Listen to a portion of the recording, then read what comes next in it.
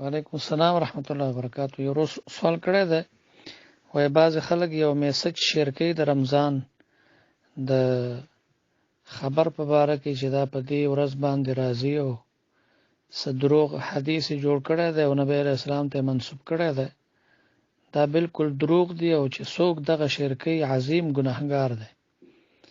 چې یو سړی ته پته نه وي نو اول د عالم نه پوښتنه کول غواړي چې دا خبره دا حدیث رښتیا حدیث دی که نه ده.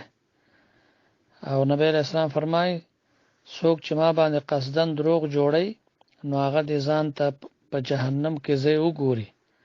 نو دغه دروغ حدیث دی، دا د پیغمبر علیه السلام حدیث نه دی. دا خلک دی الله نه ویریږي، پیغمبر باندې دروغ مه جوړوي.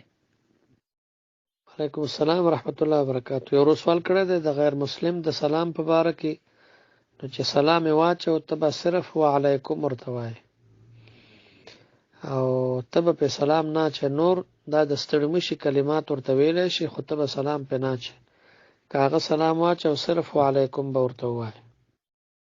بل سوال کړی دی چې 5 ورونه مثلا په کور کې 2-3 په کور کې د هغې څه روزګار نه وي او 1 یا 2 په سفر باندې هغې مزدوري کوي او دوی ته د کور خرچې لیږي.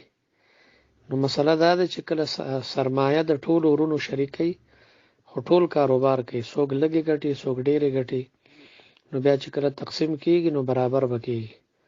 او که نه بعضې ورونه بیخي کار نه کوي او دا نور ورونه مثلا ګټي او هغې ته خرچه هم ورکوي، نو بیا چې کله بیلیږي نو په سرمایه کې چې کله سرمایه دار یو جدا وي نو نورو سره حق نه لري.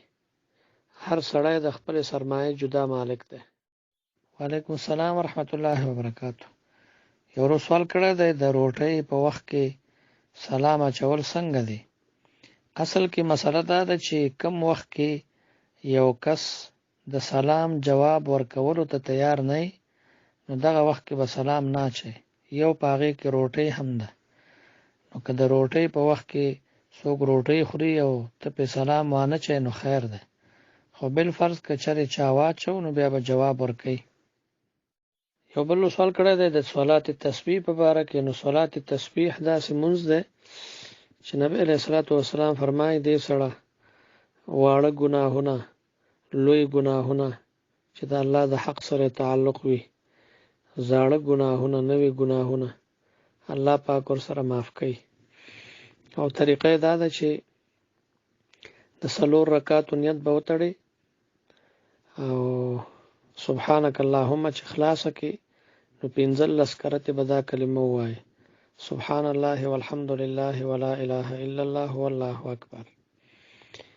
بیا اعوذ بالله بسم الله الحمد سورت چې ختم شي 10 کرته به بیا ووایي.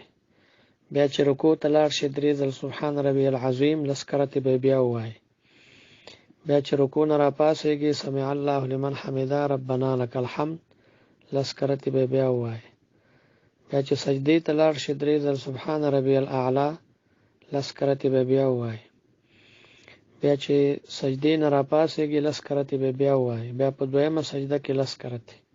نو دا تقریبا په یو رکعت کې 15 ځل جوړیږي او په 4 رکعتونو کې 300 ځل جوړیږي.